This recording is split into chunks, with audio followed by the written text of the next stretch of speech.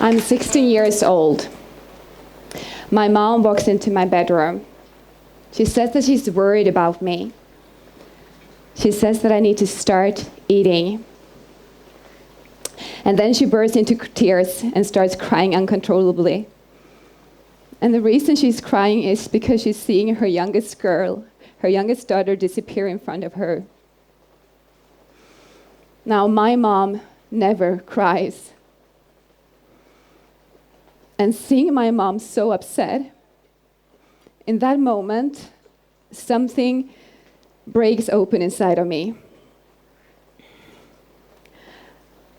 I look at myself in the mirror, and I can see, all of a sudden, I can see that the white top that I'm wearing is supposed to be very tight. It's actually just hanging loose on my body.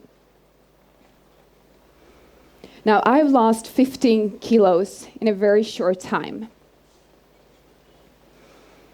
And it all started because of one simple rule that I made up, that I was going to stop eating after 6 p.m. in the evening, even if I had not eaten during the full day.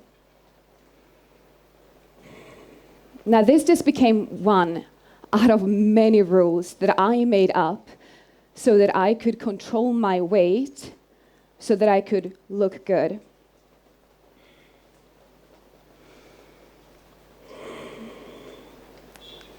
I start seeing a psychologist at the age of 16. I meet Krister every Thursday morning.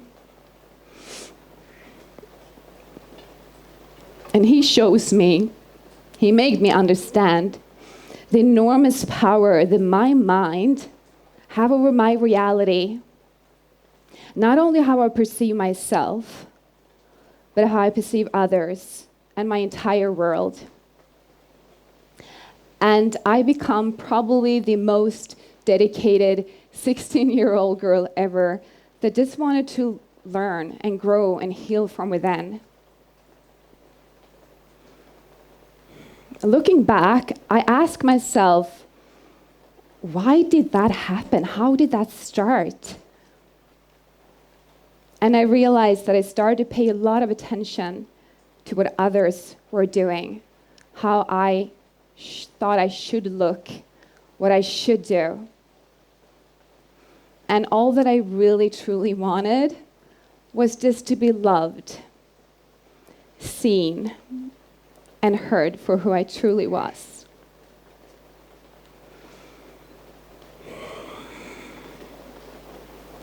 So I'm 5 years old. It's Sunday morning.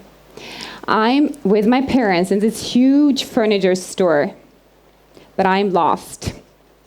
I'm walking, trying to spot my parents, and this tall woman walks to me. She has a warm and friendly smile. And she looks me into the eyes. She asks me, what's my name? And I tell her, I look her into the eyes, and I say, I'm Pippi.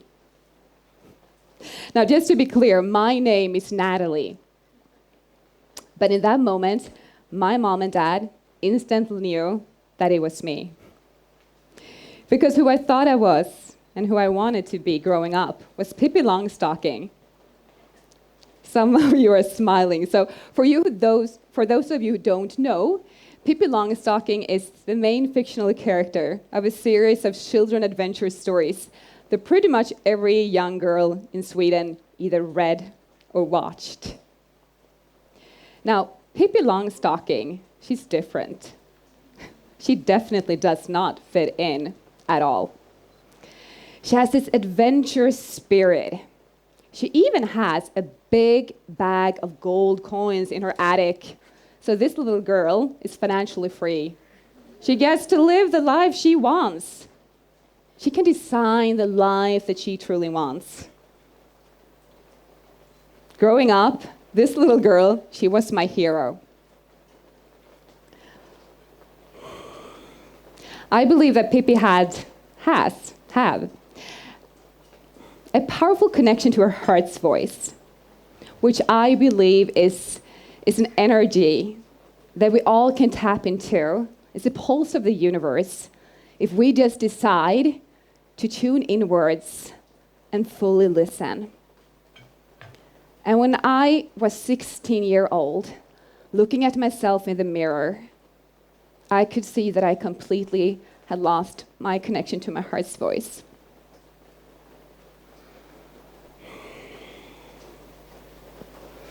I'm 29 years old. I wake up in panic.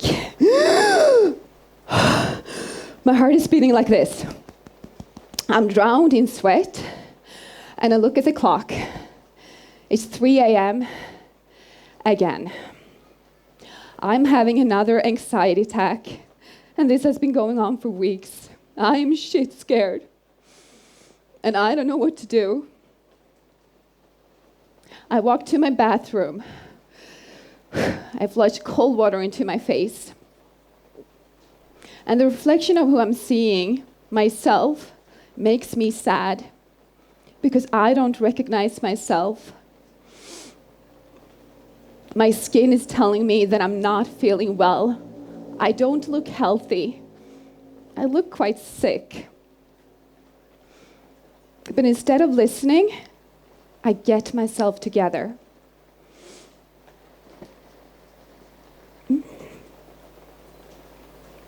4 hours later, I'm at work, suited and booted, showing up in my perfect smile. I'm a senior manager, and I'm greeting my staff with this big smile. At work, I'm performing excellent. Everything is great. Everything is really great. It's just that I feel like I'm slowly dying from within. I feel like I have no pulse.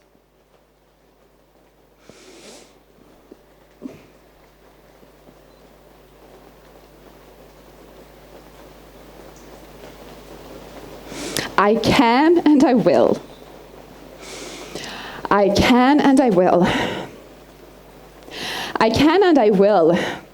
This became my mantra during a transition period where I finally decide to tune back into my heart's voice.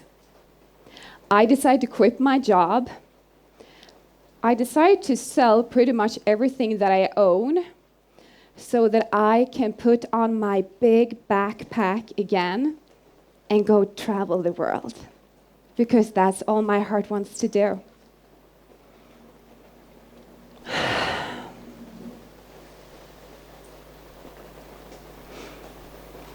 Fast forward 6 months. I'm in Rishikesh, northern India, the capital of yoga. Rishikesh is surrounded by the foothills of Himalayas. Through the valley, we have the river Ganges flowing freely, wild monkeys running freely. And there's something magical and mystical and spiritual with the whole atmosphere of just being there. I love it. 6 a.m. I'm sitting on the cold stone floor in the yoga shala. It's freezing. I'm covered in layers and layers and layers of weird clothes I got in the market stands. Elephants and crazy colors. I do not look like I would have done in the yoga studio back home for sure. But I feel like I'm belonging. I'm surrounded by yogis from all over the world. They're chanting on Sanskrit. Back then, I don't really understand what they're saying. I kind of sneak peek like this, kind of trying to understand what they're actually saying. It doesn't actually really matter, because sitting on that cold stone floor, 6 a.m. every morning, something peacefully begins to grow within me. So yoga and meditation completely changes me. And my time in India brings me back to life. Not only am I traveling again, I am becoming Pippi. No rules, no restraints, just me out there feeling free. I'm not rich in money anymore, but I am oh so rich in spirit.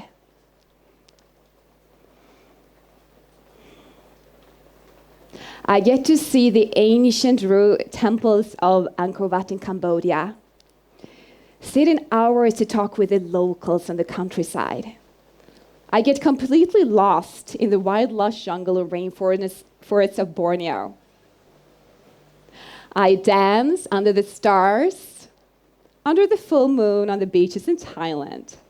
I get to connect with amazing people that I still call my best friends today. I get to have the ultimate eat, pray, love romance in Bali. It was magical.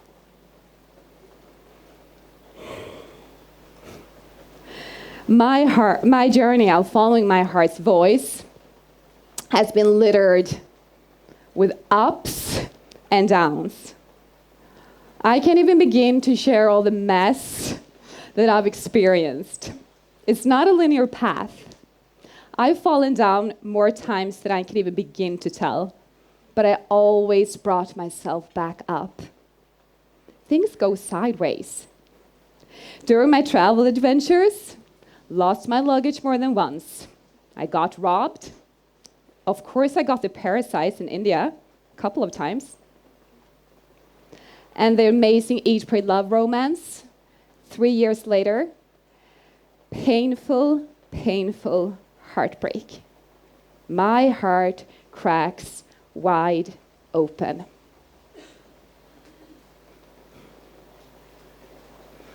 Now, I know that it takes something if I say that I want to be happy. And I've learned that my biggest battles in life, going through eating disorders, burnout, painful heartbreaks, among other things, that these battles that they have been gifts and blessings because they had me look deep into all the BS that I had living inside me for so many years. Now, I had to learn not only how to love and accept myself, I had to learn how to fully love myself. And this is important. Not only how to love the sunny sides up of Nathalie that I felt was actually quite easy to love, I had to learn how to fully actually love all those sides of me that I spent so many years running away from. The things that I didn't really want to identify myself with. The things that I felt was dark sides. I didn't want anyone to know about that. But because I've been committed to fully not only face all of these sides of me, but to actually deal with it and to make peace with it, that means that I'm no longer restrained by any rules. I get to decide and make up my own rules. I get to live my life free. I get to feel that I'm alive.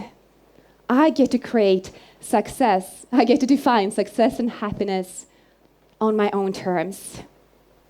And I get to create my own golden coins. So what I really needed to do the full time, as I understand now, that was to give myself permission to just be who I am. And here I am today, standing in front of you, barefoot, living in Bali, which used to be such a big dream of me for a lot of years. Standing here, feeling free, feeling alive, and feeling very pippified. Now, I learned that our magic is to be found in the mess. And it turns out that my mess is my golden coins. And that this is the currency that I get to use when I tap into my heart's voice and the pulse of the universe. Thank you.